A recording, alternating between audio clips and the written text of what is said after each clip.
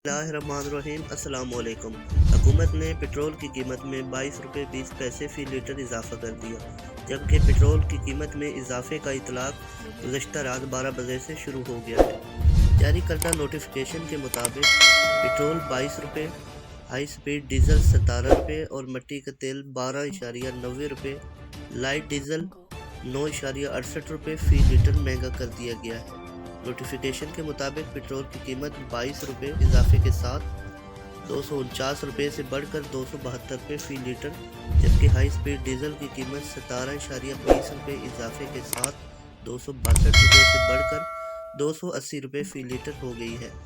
मिट्टी के तेल की कीमत 12.90 रुपये इजाफे के साथ 189 रुपये से बढ़कर 202 रुपये फ़ी लीटर, जबकि लाइट डीजल 9.68 रुपये के इजाफे के साथ 187 रुपये से बढ़कर 198 रुपये फ़ी लीटर हो गया है। नोटिफिकेशन के मुताबिक पेट्रोलियम मसनूआत की कीमतों में इजाफे रुपये की कदर गिरने के बायस किया गया।